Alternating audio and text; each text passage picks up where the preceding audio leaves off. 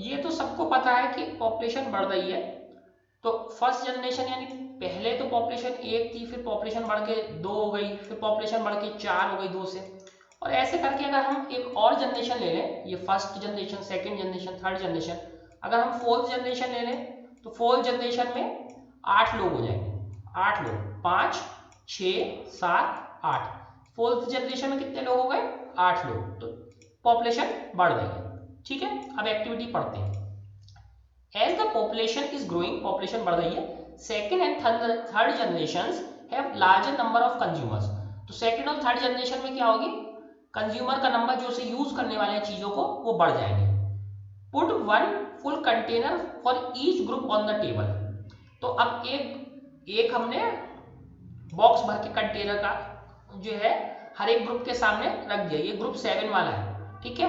तो कंटेनर किसके सामने रख दिया? ये मान लो पूरा कंटेनर भरा हुआ है टॉफी से, और पूरे ग्रुप के सामने हमने से रख दिया, ठीक है। Ask consumers of the first generation from each group to consume eatables from the container of their group. तो अब जो कंज्यूमर है, ठीक है, कंज्यूमर्स है फर्स्ट जनरेशन के, फ्रॉम ईच ग्रुप, हर एक ग्रुप में, जैसे मान लो ग्रुप 1 है, ग्रुप 2 है, ग्रुप 3 है, हर एक ग्रुप में जनरेशन है। तो ग्रुप 1 2 3, मान लो 3 ग्रुप है हमारे पास, ग्रुप 1 2 3। तो हर एक ग्रुप के, ठीक है, फर्स्ट जनरेशन, फर्स्ट जनरेशन यानी एक बच्चा जो फर्स्ट जनरेशन हमने मार्क करा था, फर्स्ट जनरेशन वाला, इसका सेकंड का भी फर्स्ट जनरेशन, थर्ड वाले का भी फर्स्ट जनरेशन मार्क जो करा था, उससे हमने क्या कहा कि कंज्यूम करे eatables from the container of their group. तो हर एक ग्रुप के सामने हमने एक डब्बा रख दिया, हर एक ग्रुप के सामने। और फर्स्ट जनरेशन ने क्या करना है कि केवल अपने ही डब्बे में से कंज्यूम करना है, अपने ही डब्बे से टॉफी खानी है, ठीक है। ओके, तो फर्स्ट जनरेशन ने क्या करना है? केवल अपने डब्बे से ही खानी है, ठीक है। Now ask the second generation consumers from each group to do the same. तो अब सेकंड जनरेशन में दो दो थे, तो अब इन्होंने भी क्या करा, फर्स्ट के सेकंड ने भी वही करा, सेकंड के सेकंड ने भी वही करा, थर्ड के सेकंड ने भी वही करा, अपने ही डब्बे से खाया। अब जैसे जैसे टॉफी ले रहे हैं तो टॉफी कम होनी स्टार्ट हो गई है, ठीक है।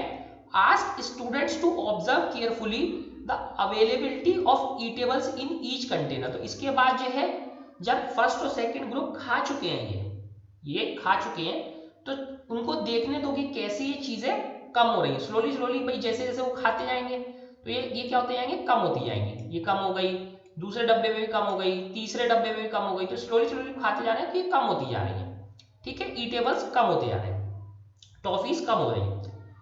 If something is left in the container, ask third generation from each group to consume it। अगर यहाँ पे कुछ बचा है फर्स्ट और सेकंड जनरेशन के बाद, तो हम थर्ड जनरेशन में कितने लोग थे? 4 लोग थे। तो अब हमने क्या कह दिया कि वो उसे लेके थर्ड जनरेशन उसे खा सकती है अगर इसमें कुछ बच गया है तो थर्ड जनरेशन में कितने लोग हैं?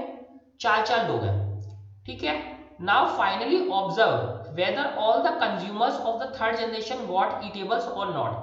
तो इसके बाद हमने क्या देखना है कि थर्ड जनरेशन के कंज्यूमर्स को ईटेबल मिले या नहीं मिले, ठीक है। Also observe if anything is still left in the container. तो इसके बाद अगर थर्ड जनरेशन है, थर्ड जनरेशन के बाद भी कंटेनर में कुछ बचा है या नहीं बचा है। तो इस एक्टिविटी को ऐसे समझते हैं कि हर एक कंटेनर में कुछ टॉफी भर दी गई, टॉफी भरने के बाद ग्रुप जो थे उनके सामने एक एक डब्बा भर दिया गया। हर एक ग्रुप ने केवल अपने डिब्बे में से टॉफी खानी थी। फर्स्ट ग्रुप ने फर्स्ट ग्रुप के डिब्बे से, सेकंड ग्रुप ने सेकंड ग्रुप के डिब्बे से, थर्ड ग्रुप ने थर्ड ग्रुप के डिब्बे से। अब फर्स्ट जनरेशन में तो केवल एक पर्सन था, अगर उसमें काफी सारी टॉफी हैं, ठीक है, और हमने ये नहीं कहा कि तुम कितनी लोगे, तो फर्स्ट ग्रुप वाले ने मान लो टॉफीज ले ली।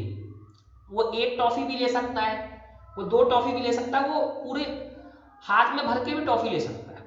तो अगर फर्स्ट ग्रुप वाले जो फर्स्ट ग्रुप के या सेकंड ग्रुप के या थर्ड ग्रुप के हर एक बच्चे ने, जो फर्स्ट बच्चा होगा, जो फर्स्ट जनरेशन है, उसने बहुत सारी टॉफी ले ली, तो डिब्बे में टॉफी कम हो जाएंगी, ठीक है, एकदम तेजी से कम हो जाएंगी। फिर सेकंड जनरेशन वालों ने भी ऐसे ही ढेर सारी टॉफी ले ली तो और कम हो जाएंगी। हो सकता है थर्ड जनरेशन वालों के लिए इतनी टॉफी ना बचे कि वो मुट्ठी भर के ले सके, और थर्ड जनरेशन वालों के लिए बच गई तो फोर्थ जनरेशन के लिए कुछ नहीं बचेगा।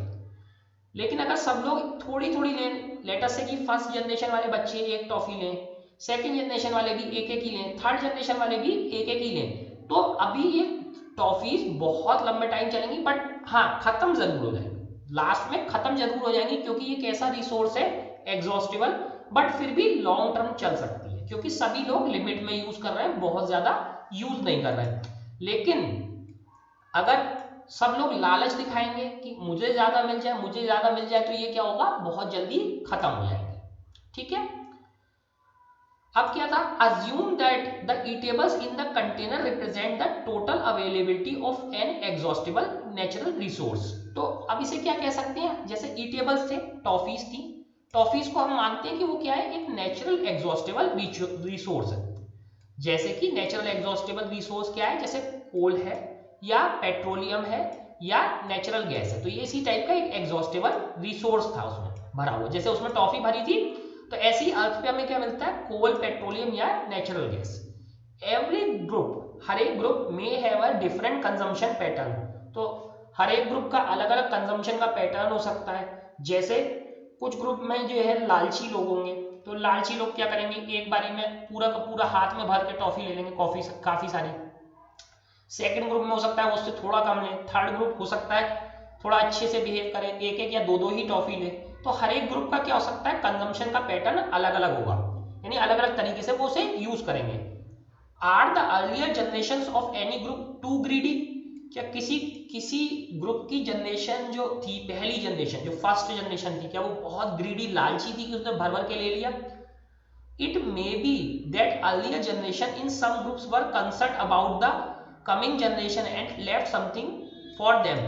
तो कुछ ग्रुप में ऐसा होता है कि जो शुरू की जनरेशन है, फर्स्ट और सेकंड, वो इतनी ग्रीडी और लालची होती है कि सारी टॉफी वो खा गई। ऐसे ही कुछ जनरेशन रियल लाइफ में इतनी ग्रीडी होती हैं कि सारा कोयला, पेट्रोलियम और नेचुरल गैस वो ही खत्म कर देती हैं, या इतना ज्यादा खत्म कर देती हैं बहुत थोड़ा सा ही नेक्स्ट जनरेशन के लिए बचता है।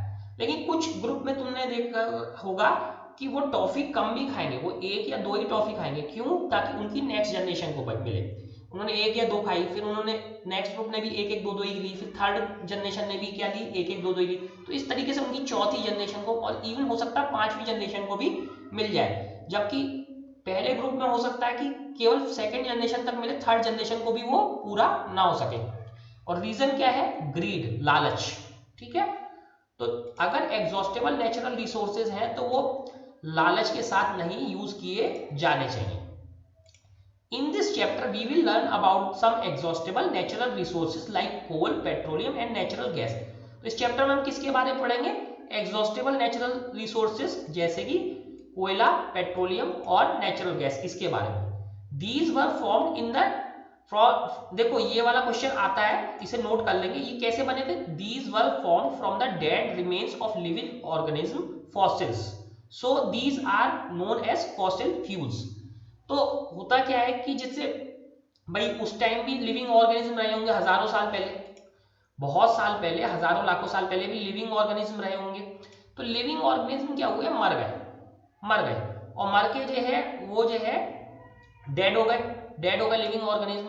तो उनके जो रिमेन्स थे, उनके जो बचे कुछ चीजें थे, पार्ट थे, तो उससे क्या बने, फॉसिल्स।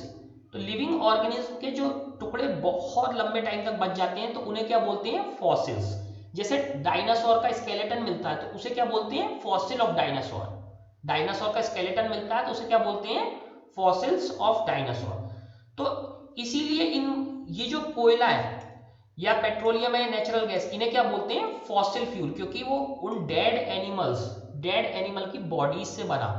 एनिमल और प्लांट से क्या बना, प्लांट डेड होके बना कोयला, और एनिमल्स से क्या बना, पेट्रोलियम और नेचुरल गैस। तो प्लांट से जो है बना कोल, और एनिमल से पेट्रोलियम और नेचुरल गैस। तो ये उनके फॉसिल से बना, इसीलिए इसको क्या बोलते हैं, फॉसिल फ्यूल। तो ये क्वेश्चन पूछा जाता है कि फॉसिल फ्यूल क्यों कहते हैं, तो ये आपको ये यहां से यहां तक, क्योंकि why coal, natural gas and petroleum are called fossil fuels. तो आंसर है, these were formed from the dead remains of living organism which are called fossils, so these are also known as fossil fuels। तो ये लिख लेंगे, ठीक है। Fossil fuel का मतलब समझ में आ गया।